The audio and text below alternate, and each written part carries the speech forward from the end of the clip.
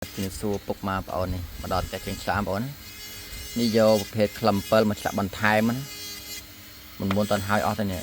មកចាប់បានទម្លាក់សាច់បានប៉ុណ្ណេះហើយបានថ្មសលៀងនេះមួយតួអង្គបងប្អូននៅខាងបងប្អូននៅខាងភ្នំពេញកំងនេះជា6អង្គគាត់កំងមានជ័យប្រមាណមានកុមារទេពមានស្អីមានជំនាញផ្ទះគាត់មកមើលនៅក្នុងឆាតគាត់សេមកដាក់ជាស្រេចនេះឆ្លាក់ប្រក់នៀក2អង្គសាមក្លឹម7ឲ្យភ្ញៀវហើយនេះបាទស្នៃនេះរបស់ភ្ញៀវផ្ញើឆ្លាក់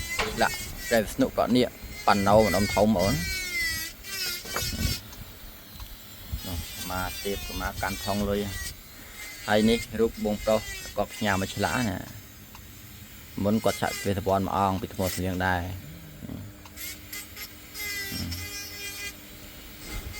ខំតាមថ្មស្លៀងតាមចាក់ស្ដាយយើងជឿតាមរបស់ហ្នឹងយ៉ាងបត់បែនតាមរបស់ដែរធ្វើឲ្យខ្ពស់ឲ្យស្អាតជូនគាត់ទៅហើយនេះប្រភេទនាងពួនភ្លុកស្អុយដែលពុកមានខាងកាកោងនេះក៏ប៉ុតទៅភ្លុកនឹងត្រូវពុះយកនេះព្រោះពុះយកនាងពួននេះខាងក្នុងហ្នឹង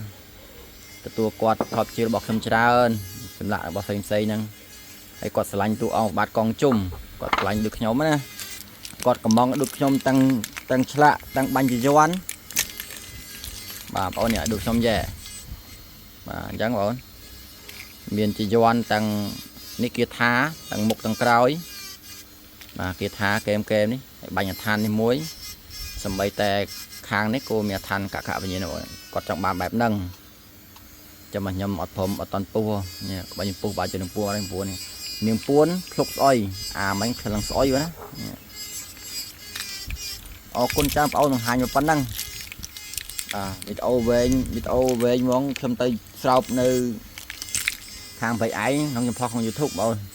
ក្នុងវែងពេកខ្ញុំ TikTok ជិលផុសតែប៉ុណ្ណឹងទៅខ្ញុំមានតាមពីការធ្វើដំណើរជិះម៉ូតូទៅមកឆ្លងដូរអីទៅខាងបៃឯងហ្នឹងស្រោបចម្លាក់ជូនពុកម៉ែបងប្អូន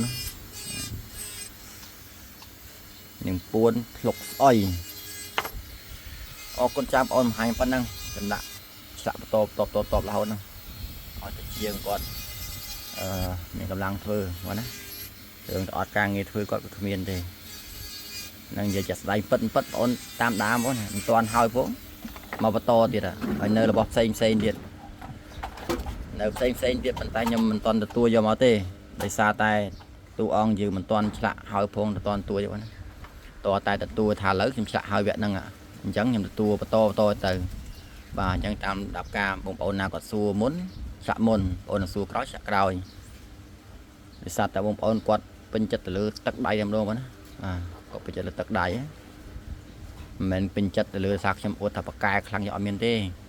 សម្រាប់ខ្ញុំគាត់បង្ហាញពីរបស់ដែលសាងពីទឹកដៃនិងតម្លៃហើយនិងភាពច្បាស់លាស់របស់ខ្ញុំឆ្លាក់គឺឆ្លាក់មិនឆ្លាក់ថាមិនឆ្លាក់វីដេអូខ្ញុំផុសក្នុង YouTube វាវែងបងណាវាវែងអញ្ចឹងខ្ញុំបានផុសក្នុង TikTok ទេនេះគាត់នឹងផុសតែធ្វើមកជាងឆ្លាក់ទេបងណាទៅតែជាងសើបានផុសទេអរគុណចាបងប្អូនសូមជម្រាបលាសូមអរគុណ